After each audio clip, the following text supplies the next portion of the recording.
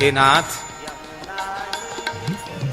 यदि आप यह कहें कि शरणागत का हम एकमात्र धर्म है, वह अपने शरण्य की आज्ञा में विचार न करे। बहुत ऊंची बात है। आज्ञा पालन में विचार उपस्थित वहीं होता है जहां हमारी श्रद्धा में कुछ कमी होती।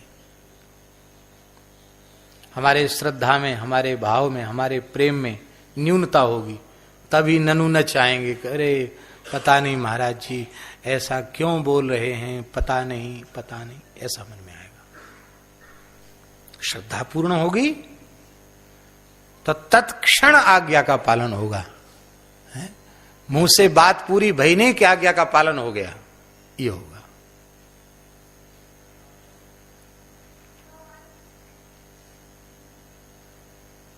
जितने भी उदाहरण हैं सब में एक ही बात है। गुरुजी ने कहा, बेटा आरुणी। हाँ गुरुजी। बोले देखो पानी बहुत बरस रहा है और धान के खेत का सब पानी मेड़ तोड़ के बाहर निकल जाएगा, तो खेत नहीं होगा तो फिर यज्ञ कैसे होंगे, गौ सेवा, ब्राह्मणों की सेवा कैसे होगी। तो तुम खेत का पानी बह न जाए इसके लिए मेड़ बांधने चले जाओ। फावड़ा लेकर बेचारा शिष्य गया, और महाराज इधर मिट्टी डाले तो उधर फोड़ के निकल जाओ, उधर डाले तो उधर। तो जहां पानी का दबाव ज्यादा था उसी जगह ठंडी का समय, सर्दी के क्षण में उसी मेड़ में खुद मेड़ बनकर वह लेट गया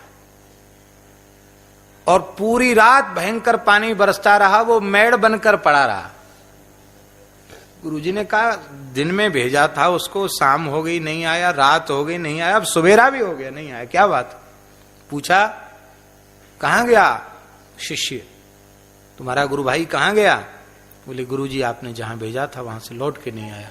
तो चलें उसको खोजते हैं। महर्षि आयुध धौ में वहां जब पहुंचे तो उन्होंने आवाज लगाई, बेटा आरुणी। कहा गुरुजी मैं तो खेत की मेड़ बन गया हूं, अब उठूंगा तो फिर मेड़ टूट जाएगी, तो आप आज्ञा करें। बोले जितना पानी जरूरी था खेत में उतना रह गया है, अब तुम बाहर आओ, जो आज्ञा। कहकर उस मेड़ को, मिट्टी को तोड़ करके वो फिर आ गया। तो महर्षि गुरुजी ने कहा आज से तुम महर्षि उद्दालक हुए। उद्दालक नाम उसका रखा और कहा संपूर्ण वेदादि शास्त्र, संपूर्ण ब्रह्म विद्या तुम्हारे अंतःकरण में सहज प्रकाशित हो जाएगी। अब उस चेला ने यह विचार नहीं कहा कि गुरुजी हमको खेत बनाना होता, मेड़ बनानी होती तो हम यहां गुरुकुल में आते ही क्यों। हम मेड़ बनने थोड़े ही आए, हम पढ़ लिख के पंडित बनेंगे, फिर ब्याह करेंगे और अपना दुनियादारी के काम करेंगे, हम मेड़ बनने आए यहां। पर आज्ञा पालन में उसने विचार नहीं किया। तो जो परिणाम हजारों वर्षों तक पढ़ने से भी उसे प्राप्त नहीं होता, वो केवल आज्ञा पालन से हो। ऐसे एक दो नहीं, सैकड़ों उदाहरण हैं।